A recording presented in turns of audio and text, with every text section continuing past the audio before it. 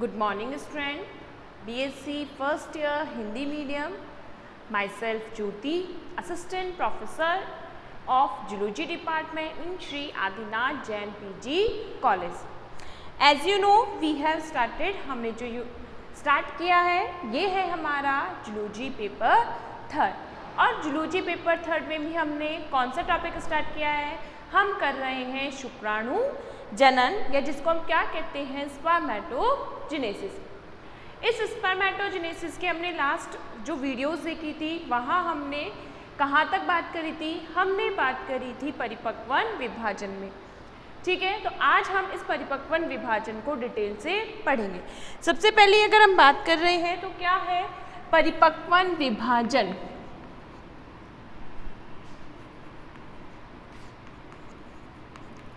परिपक्वन विभाजन की जब हम बात कर रहे थे तो इस परिपक्वन विभाजन को हमने 2 टाइप्स में बांटा है। कौन कौन से में? एक होता है परिपक्वन विभाजन प्रथम और परिपक्वन विभाजन सेकंड। 2 फेजेस में बांटा है। पहला होता है परिपक्वन विभाजन प्रथम। तो हम सबसे पहले किसकी बात करें? परिपक्वन विभाजन प्रथम की। तो परिपक्वन विभाजन जो प्रथम है, ठीक है, किसकी बात करेंगे? परिपक्वन विभाजन प्रथम की। परिपक्वन विभाजन फर्स्ट। और इसकी हमने क्या बात करी थी, ये किस प्रकार का होता है? अर्धसूत्री प्रकार का। क्या होगा इसमें? विभाजन अर्धसूत्री विभाजन होता है। तो अर्धसूत्री विभाजन में अब इसमें भाग लेने वाली कोशिका कौन सी है? ये है वर्धित यानी कि वृद्धि की हुई, जिसमें क्या हुआ? आकार में दुगनी वृद्धि कर ली है। तो वर्धित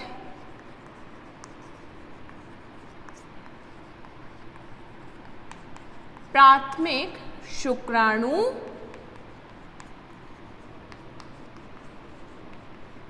मात्र कोशिका कौन सी है? वर्धित प्राथमिक मात्र शुक्राणु मात्र कोशिका में क्या होगा? अर्धसूत्री विभाजन होता है। तो जब हम अर्धसूत्री विभाजन की बात करते हैं तो विभाजन में कौन कौन सी अवस्थाएं होती हैं? पहली अवस्था है प्रोफेज, फिर कौन सी होती है? मेटाफेज, फिर आती है एनाफेज और लास्ट होती है टीलोफेज।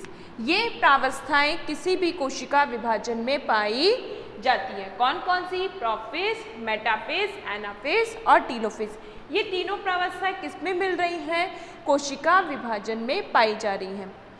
जब हम अर्धसूत्री विभाजन की बात करते हैं तो अर्धसूत्री विभाजन में जो प्रोफेज होती हैं इसकी 5 उप अवस्थाएं पाई जाती है। जो प्रोफेज होता है ये 5 उप अवस्थाओं में विभक्त होता है। ये इंपॉर्टेंट है, अगर आपने ये यहाँ समझ लिया तो आपको कोशिका विभाजन अच्छे से समझ में आ जाएगा। कौन सा? अर्धसूत्री विभाजन। तो प्रोफेज की प्रथम अवस्था कौन सी होती है? लेप्टोटिन। लेप्टोटिन के बाद होती है जाइगोटिन, पेकिटिन,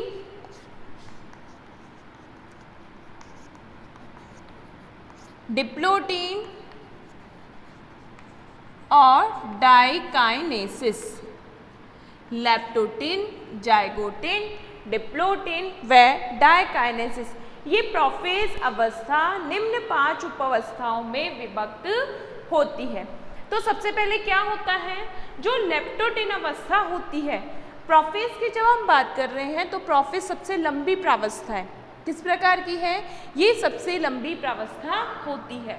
तो प्रोफेज में सबसे पहले क्या होता है कि जो वर्धित प्राथमिक शुक्राणु मात्र कोशिका हैं, इस अवस्था में लेप्टोटिन में क्या होते हैं? इससे पहले जो क्रोमोसोम्स होते हैं वो क्या होंगे, क्रोमेटिन जाल के रूप में, यानी कि ये केंद्रक है और केंद्रक के अंदर इस तरीके से उलझी हुई संरचना पाई जाती है जिसको हम क्या कहते हैं, क्रोमेटिन जाल। तो गुणसूत्र किस रूप में मिलते हैं, क्रोमेटिन जाल के रूप में पाए जाते हैं। तो लेप्टोप्टिन अवस्था में सबसे पहले गुणसूत्र क्या हो जाते हैं, लंबे धागे सदृश्य संरचना में हो जाते हैं। कैसे हो जाते हैं, लंबे धागे सदृश्य संरचना। कौन सी अवस्था की बात कर रहे हैं, हम लेप्टोप्टिन की बात कर रहे हैं। और लेप्टोप्टिन में गुणसूत्र कैसे हो जाते हैं, लंबे धागे सदृश्य संरचना में परिवर्तित हो जाते हैं। अब इसके बाद नेक्स्ट कौन सी अवस्था आती है, नेक्स्ट आती है जाइगोटिन। अब ये जो धागे सदृश्य संरचना है, ये धागे सदृश्य संरचना क्या करते हैं, जाइगोटिन में समजात गुणसूत्र के जोड़े बनाते हैं। यानी कि क्या होंगे, यहाँ पर सिनेप्सिस की क्रिया होती है। जाइगोटिन में क्या होगा, सिनेप्सिस, सिनेप्सिस की क्रिया होती है। और सिनेप्सिस में क्या होते हैं, समजात गुणसूत्र के जोड़े बनते हैं। समजात गुणसूत्रों के जोड़े बनने की क्रिया ही क्या कहलाती है, सिनेप्सिस कहलाती है। कि देखो सबसे पहले यानी कि कोशिका विभाजन से पहले जो गुणसूत्र होते हैं वो क्रोमेटिन नेटवर्क के रूप में रहते हैं, यानी कि जाल सदृश्य संरचना में होते हैं। फिर क्या होता है, जैसे प्रोफेज स्टार्ट हो रही है, अब प्रोफेज क्या है, ये 5 उपावस्थाओं में बटी हुई अवस्था है। तो सबसे पहले कौन सी अवस्था है, लेप्टोप्टिन। तो लेप्टोप्टिन में क्या होगा, ये जो क्रोमेटिन जाल है ये कैसा हो जाता है, सबसे पहले धागे सदृश्य संरचना में हो जाता है। ठीक है, अब उसके बाद क्या होगा, जब ये धागे सदृश्य संरचना हो जाती है तो इसमें क्या होगा, समजात गुणसूत्रों के जोड़े बनने की क्रिया, यानी कि जो समान गुणसूत्र होते हैं वो आपस में क्या करते हैं, जोड़े बनाते हैं। सपोज करो ये दोनों समान हैं, ये वाला और ये वाला समान है, तो वो क्या करेंगे, समजात गुणसूत्रों के जोड़े बनने की क्रिया होती है। और समजात गुणसूत्र के जोड़े बनने की क्रिया क्या कहलाती है, सिनेप्सिस कहलाती है। ठीक है, नॉन सिस्टर क्रोमेटिड में समजात गुणसूत्रों के जोड़े बनने की क्रिया क्या कहलाती है, सिनेप्सिस कहलाती है। सिनेप्सिस हुआ। अब सिनेप्सिस के बाद नेक्स्ट अवस्था आती है पैक्टिन। तो सिनेप्सिस बनने के बाद यानी कि समजात गुणसूत्र बनने के पश्चात इनमें क्या होता है, क्रॉसिंग ओवर होता है। क्या होगा यहाँ पे, अब इनमें होता है क्रॉसिंग ओवर, यानी कि क्या होंगे इसमें, पैक्टिन में ये गुणसूत्र यानी कि समजात जोड़े वाले जो गुणसूत्र हैं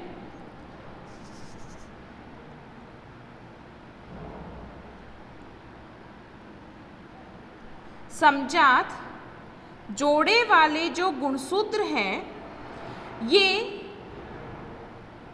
क्या करते हैं, गुणसूत्रीय पदार्थों का आदान प्रदान करते हैं। तो इस अवस्था में जो गुणसूत्र होता है वो कौन सी अवस्था प्रदर्शित करता है, चतुष्क, या इसी को हम कहते हैं टेट्राड प्रावस्था। इस अवस्था में क्या करते हैं कि ये जो समजात गुणसूत्र बने हैं ये समजात गुणसूत्र एक दूसरे पर लिपटकर क्या बनाते हैं, चतुष्क या टेट्राड अवस्था बनाते हैं। और चतुष्क या टेट्राड बनाकर क्या करते हैं, क्रॉसिंग ओवर, यानी कि गुणसूत्रीय पदार्थों का आदान प्रदान करते हैं। ये यहाँ पर शॉर्ट क्वेश्चंस में या बहुत बार कंपटीशन एग्जाम्स में पूछा जाता है कि पैक्टिन में कौन सी प्रावस्था हो रही है, जाइगोटिन यानी कि सिनेप्सिस का प्रोसेस कब होता है, पैक्टिन क्रॉसिंग ओवर कब होता है, ये या टेट्राड अवस्था, चतुष्क अवस्था कब बनती है। ठीक है, तीन की चीज़ों की बात करिए, लेप्टोटिन में धागे सदृश संरचना बनेगी, फिर जाइगोटिन में सिनेप्सिस का प्रोसेस होता है, पैकेटिन में क्रॉसिंग ओवर होता है।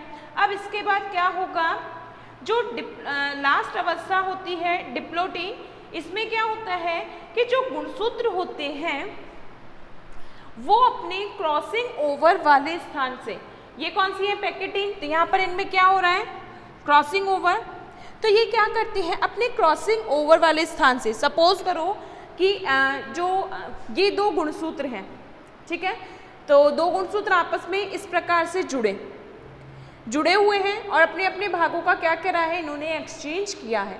अब इसके पश्चात धीरे धीरे गुणसूत्र क्या होने लगते हैं, अलग होने लगते हैं, तो वो केवल उस स्थान से जुड़े रहते हैं जहाँ से इन्होंने अपने गुणसूत्रीय पदार्थों का आदान प्रदान किया है, यानी कि वो केवल एक बिंदु से आपस में जुड़े रहते हैं और उस बिंदु को क्या कहते हैं, उस बिंदु को कहते हैं क्यासमेटा। यानी कि डिप्लोटिन अवस्था में गुणसूत्र धीरे धीरे एक दूसरे से पृथक होने लगते हैं, लेकिन वो उस स्थान से जुड़े रहते हैं जहाँ पर इनमें गुणसूत्रीय पदार्थों का आदान प्रदान हुआ है, और वो स्थान क्या कहलाता है, क्यासमेटा कहलाता है। यानी कि क्यासमेटा का निर्माण कहाँ होगा, डिप्लोटिन अवस्था में होता है। और लास्ट जो क्रिया आती है इसको हम कहते हैं डाइकाइनेसिस। इस अवस्था में होती है टर्मिनलाइजेशन का प्रोसेस। क्या होगा, टर्मिनलाइजेशन, अर्थात इसमें गुणसूत्र क्यासमेटा वाले स्थान से भी पृथक हो जाते हैं और कहाँ अलग अलग विस्थापित हो जाते हैं। इस तरीके से कौन सी प्रवस्था कंप्लीट होती है, प्रोफेज अवस्था कंप्लीट होती है। हम दोबारा से रिवाइज करते हैं, इसमें क्या क्या होगा। फर्स्ट अवस्था है लेप्टोटिन। लेप्टोटिन में क्या होता है कि जो गुणसूत्र हैं जो कि इससे पहले किसके रूप में पाए जाते हैं, ये पाए जाते हैं क्रोमेटिन जाल के रूप में। तो ये क्या होंगे, ये गुणसूत्र धागे सदृश लंबे धागे सदृश संरचना में दिखाई देने लगते हैं। कब, लेप्टोटिन अवस्था में। लेप्टोटिन के बाद आती है जाइगोटिन। जाइगोटिन में ये जो लंबे धागे सदृश संरचना है ये अपने साथ सिस्टर क्रोमेटिड्स के साथ क्या बनाती है, समजात गुणसूत्रों के जोड़े बनाती है। और समजात गुणसूत्र के जोड़े बनने की क्रिया क्या कहलाती है, ये क्रिया सिनेप्सिस कहलाती है। जब समजात गुणसूत्र के जोड़े बन जाते हैं तो गुणसूत्रों में क्या होता है, ये गुणसूत्र यानी कि समजात गुणसूत्र एक दूसरे पे क्या करते हैं, लिपट जाते हैं और क्या करते हैं, अपने अपने गुणसूत्रीय पदार्थों का या जीनों का विनिमय करते हैं। तो ये क्रिया यानी कि अपने जीन, एक गुणसूत्र अपने जीन दूसरे गुणसूत्र में स्थानांतरित करता है, तो यही क्रिया क्या कहलाती है, क्रॉसिंग ओवर या जीन विनिमय कहलाती है। ये कब होती है, ये पैकेटिन अवस्था में होती है, क्योंकि इसमें समजात गुणसूत्र एक दूसरे से जुड़ते हैं। दो जोड़ी समजात गुणसूत्र एक दूसरे से जुड़ेंगे तो क्या अवस्था बनती है, चतुष्क या टेट्राड अवस्था बनती है। नेक्स्ट क्या आती है, फिर आती है डिप्लोटिन अवस्था। डिप्लोटिन अवस्था में गुणसूत्र जो कि क्या हुए हैं, आपस में जुड़े हैं और अपने गुणसूत्रीय पदार्थों का आदान प्रदान किया है, उस क्रॉसिंग ओवर वाले स्थान से धीरे धीरे पीछे की ओर खिसकने लगते हैं और वो पीछे खिसककर क्या बनाते हैं, क्यासमेटा बनाते हैं। केवल क्यासमेटा वाले स्थान से जुड़े होते हैं। लास्ट में क्या होता है, डाइकाइनेसिस। डाइकाइनेसिस में जो गुणसूत्र हैं अभी तक तो वो किससे जुड़े हुए थे, क्यासमेटा वाले स्थान से जुड़े हुए थे। डाइकाइनेसिस में होता है टर्मिनलाइजेशन, यानी कि क्यासमेटा कहाँ शिफ्ट हो जाते हैं, बिल्कुल अंतस्थ सिरों पर व्यवस्थित हो जाते हैं और समजात गुणसूत्र एक दूसरे से पृथक हो जाते हैं। तो इस अवस्था में क्या होता है, इस अवस्था में एक तरीके से प्रोफेज में बहुत सारे चेंज होते हैं। ठीक है, तो लिखेंगे परिपक्वन विभाजन।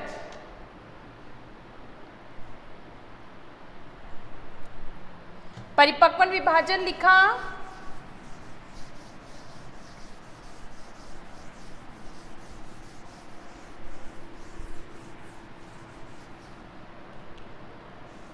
लिखो, यह विभाजन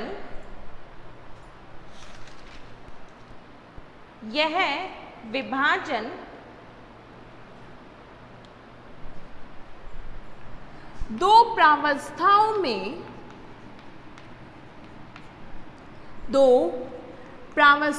में बटा होता है।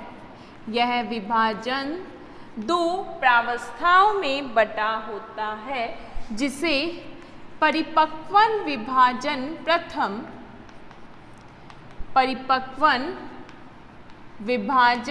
प्रथम व परिपक्वन विभाजन द्वितीय कहते हैं।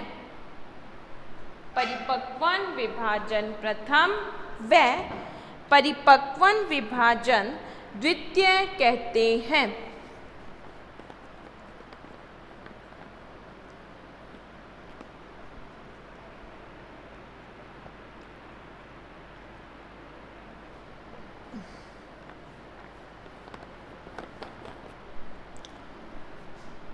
परिपक्वन विभाजन प्रथम में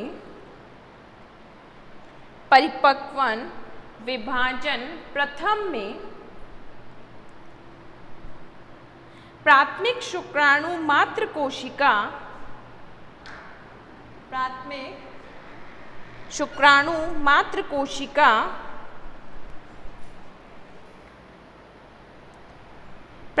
शुक्राणु मात्र कोशिका जो कि द्विगुणित कोशिका है, प्राथमिक शुक्राणु मात्र कोशिका जो कि द्विगुणित कोशिका है, में अर्धसूत्री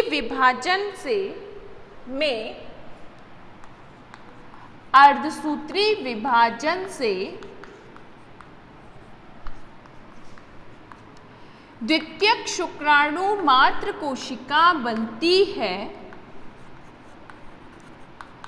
द्वितीयक शुक्राणु मात्र कोशिका बनती है, जो कि अगुणित होती है,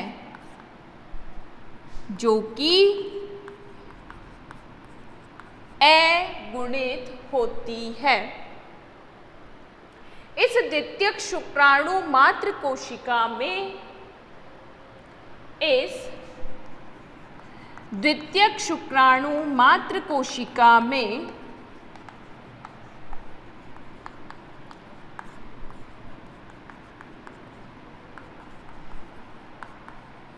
परिपक्वन विभाजन द्वितीय होता है। परिपक्वन विभाजन द्वितीय होता है, जिससे चार स्पर्मेटिड बनते हैं। चार स्पर्मेटिड बनते हैं। चार स्पर्मेटिड बनते हैं।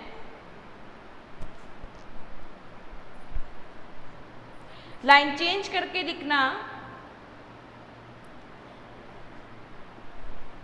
शुक्राणु जनन की क्रिया में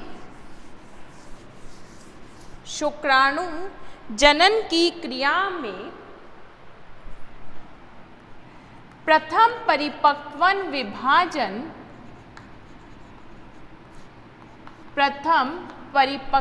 विभाजन लंबी प्रावस्था है।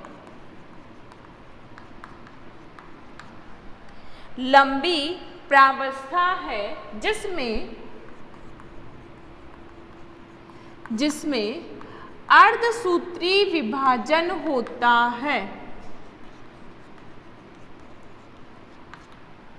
अर्धसूत्री विभाजन होता है।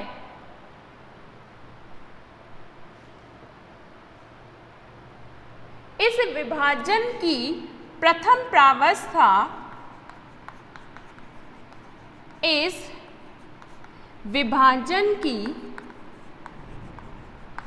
प्रथम प्रावस्था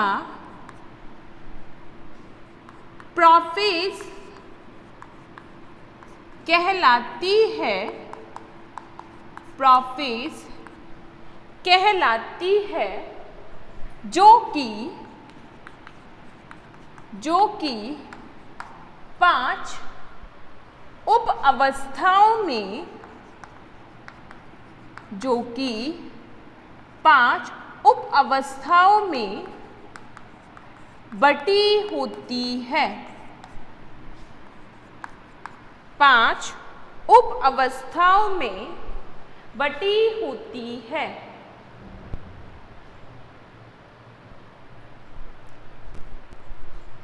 इसकी प्रथम उपावस्था, इसकी प्रथम उपावस्था लेप्टोटीन होती है, लेप्टोटीन होती है, जिसमें लेप्टोटीन होती है, जिसमें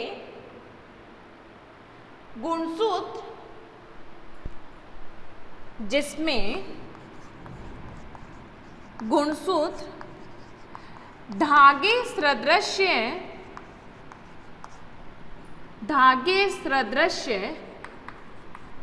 दिखाई, अंडरलाइन कर लेना, धागे सदृश्य दिखाई देते हैं,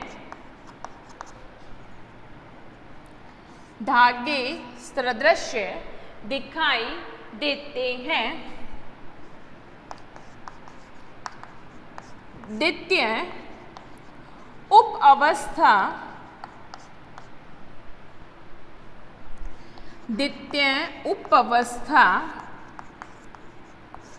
जाइगोटीन में, द्वितीय उपावस्था जाइगोटीन में समजात गुणसूत्रों के जोड़े बनते हैं, समजात गुणसूत्रों के जोड़े बनते हैं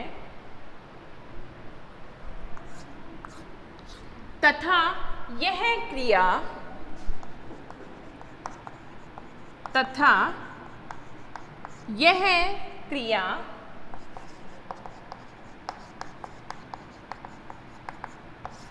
सिनेप्सिस कहलाती है, यह क्रिया सिनेप्सिस कहलाती है। तृतीय उपावस्था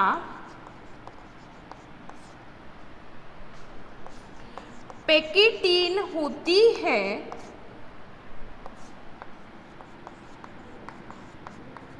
तृतीय उपावस्था पैकिटीन होती है, जिसमें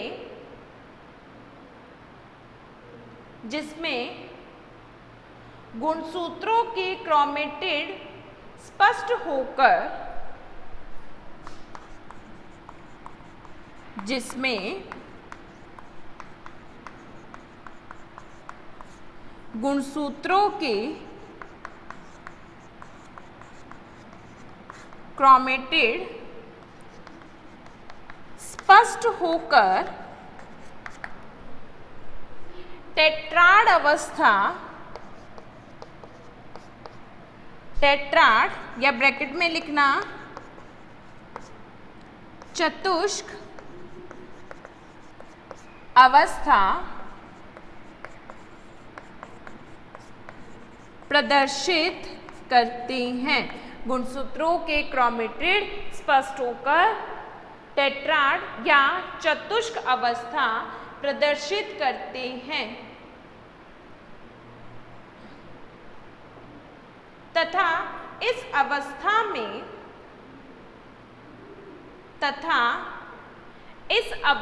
में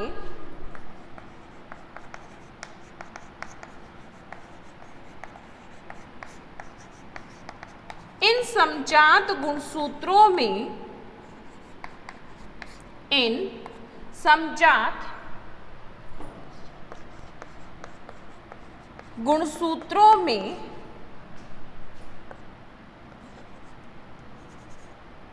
गुणसूत्रीय पदार्थों का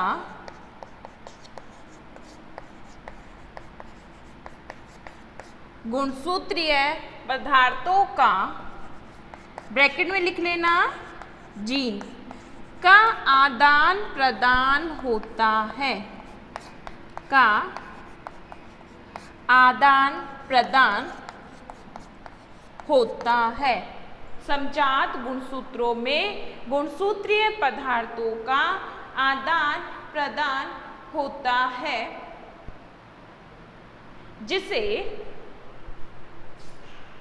जिसे क्रॉसिंग ओवर कहते हैं।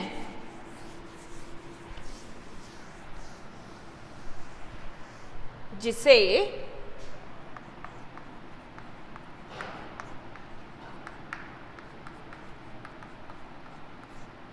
क्रॉसिंग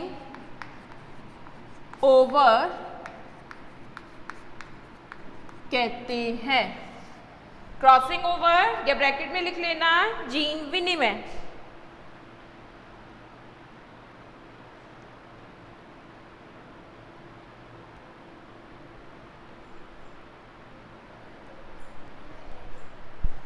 चतुर्थ प्रावस्था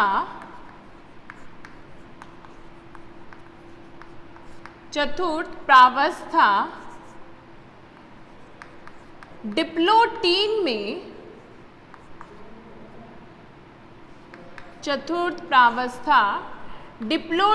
में ये समजात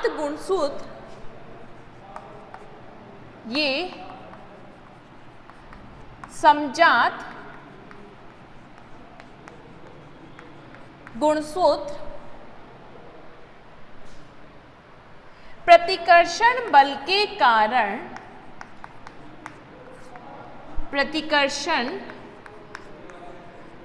के कारण पृथक होने लगते हैं।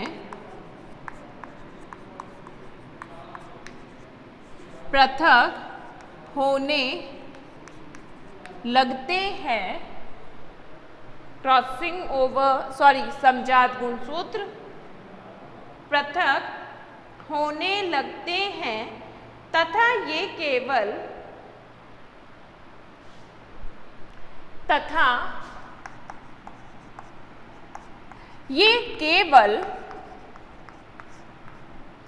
जीन विनिमय वाले स्थान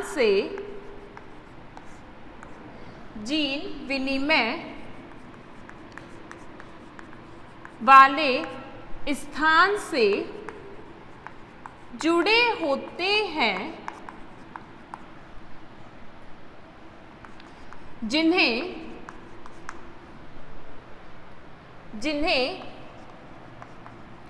क्याज़्मेटा कहते हैं।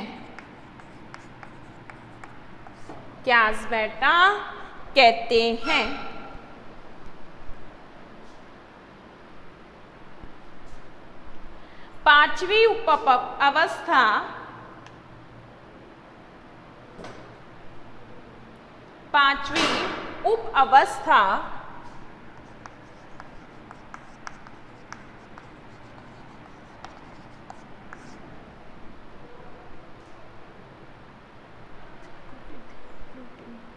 डायकाइनेसिस कहलाती है।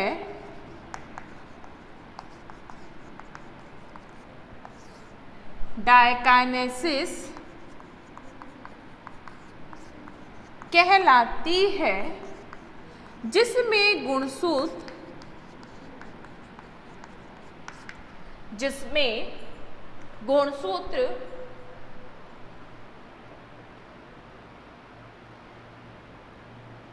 दूर दूर हो जाते हैं,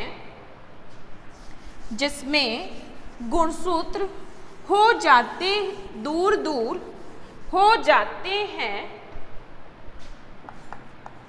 जिसमें गुणसूत्र दूर दूर हो जाते हैं तथा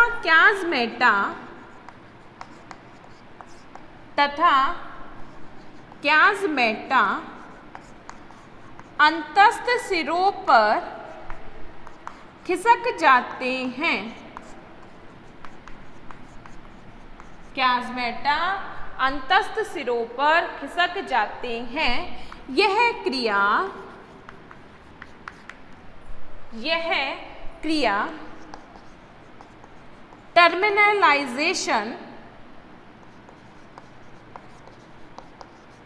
टर्मिनलाइजेशन कहलाती है।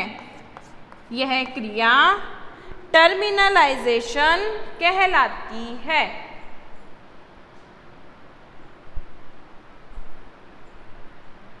ठीक है, तो यहाँ तक हमारा आज का टॉपिक कंप्लीट होता है। इससे आगे हम नेक्स्ट क्लास में पढ़ेंगे। ठीक है, थैंक यू स्टूडेंट्स।